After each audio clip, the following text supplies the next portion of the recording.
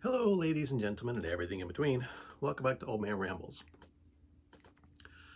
Um, I want to talk a little bit about the Epstein files, Epstein client list, whatever you want to call it. Um, at the time of this recording, we don't really know any real details about who's on the list or whatever. No, at this time of this recording, nothing's been released at all. Um, it's all pretty much just speculation. You know, I mean, Trump was saying for years, and Trump Jr. was saying for years, that Biden needs to release the client list, but he wouldn't. But Biden will never do it because there's prominent Democrats on it, and you know now that Trump's in charge, he was saying he was going to release the list, and all of a sudden he turned his back on it. It's like, well, there is no list. But I mean, there's all this stuff coming out about it.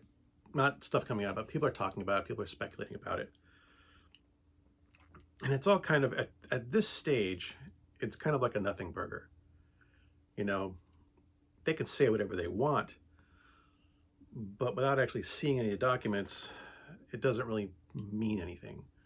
Like, like I could say I have here, you know, a nicely priced bottle of rum, 5-year age, double cask, nicely priced, delicious bottle of rum in front of me. But, you know, until until you guys see anything, you know, I could just have a box here, um, or an end table, or I could have anything here. Until I show proof of it, I'm just flapping my gums. You know, and my thoughts on the matter are that Trump is full of crap, one way or another. Like I said, during Biden's administration, when you know he would say that Biden needs to release lists to prove that there's criminal Democrats on it, and his son was saying the same thing. So either he was lying then, or he's lying now. At this point, there's pretty much no doubt at all that he's lying about Epstein. It's just a question of what's he lying about specifically. And I see people trying to defend Donald Trump, which of course they are, because they need to for their own peace of mind, because they're that far down the rabbit hole. And saying, "Oh no, he knew Jeffrey Epstein was a creep and stopped hanging out with him." It's like, no, he didn't. There's plenty of evidence that he was still hanging out and partying with Epstein into the 2000s. And at this point, there's more photographs of Donald Trump partying with Epstein than there are transgender athletes in the country. This is, there's no denying that they were buddies for a very long time. I mean, Epstein had 14 different phone numbers to get in touch with Donald Trump. He had his. I mean, before the days of cell phones, kiddies, every home had a different had a different phone, and Epstein had a phone number for every single one of Trump's offices and every single one of his residences, so he could get in touch with them whenever he wanted to. There's no doubt that they were close buddies. There may be some crap going on around, people crying that, whatever. And yeah, if there are prominent Democrats on that list, sure as shit, the DNC doesn't want that to come out, because it's most likely Bill Clinton, because there's also no denying that Clinton, both Bill and Hillary, were very close with Epstein. Ghislaine Maxwell was invited to their daughter's wedding, front and center, prominent guest of honor.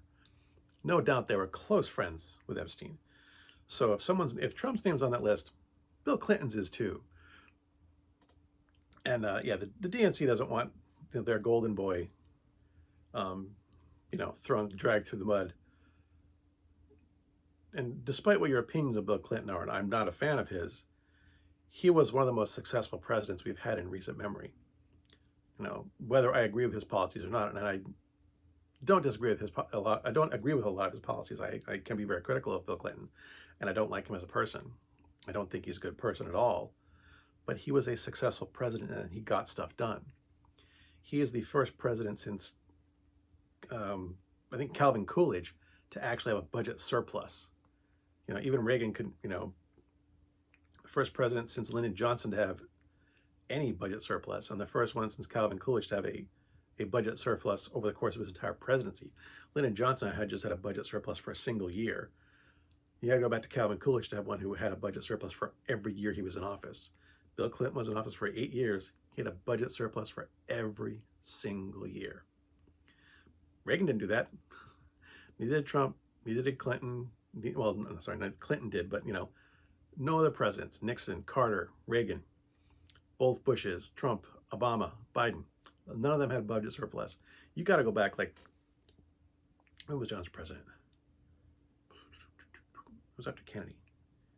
Yeah, he took office when Kennedy was assassinated. Didn't he? I don't know. I think that's what happened. Anywho, yeah, Lyndon Johnson was the only first president with budget surplus. But that, like I said, just a single year. So Clinton's their golden boy. They don't want to tarnish his name any more than it already is. They don't want the list to come out either. And I think the one thing that I will throw out there too is that the Democrats, the public, the left of the public, I'm not saying the politicians, but the general voting public of the Democrats don't care if Bill Clinton fries for this. They're not trying to defend him. The conservatives who support Donald Trump, the voting public, are trying to defend him. They don't want him to go down. I'm perfectly willing to see both of them fry for this. Not necessarily get the chair, but I'm perfectly willing to watch both of them go down in flames because of this. And if,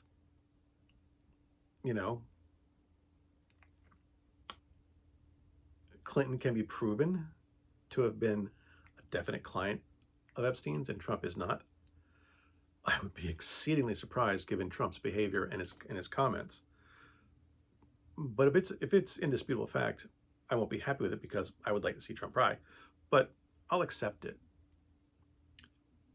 If it's proven that Trump is guilty beyond a shadow of a doubt of being one of Epstein's clients and being very inappropriate with underage girls, his base will still support him. They'll still defend him. They'll still try and say it never happened. That frustrates the hell out of me. Which is why I try to avoid talking to them and why I have distanced myself from some people. But when you get right down to it, like I said in the beginning, it's all just speculation. It's all meaningless, until you show something. And until you show proof that you've got it,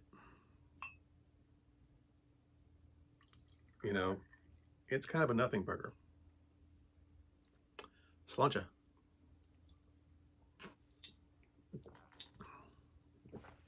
Good hunting.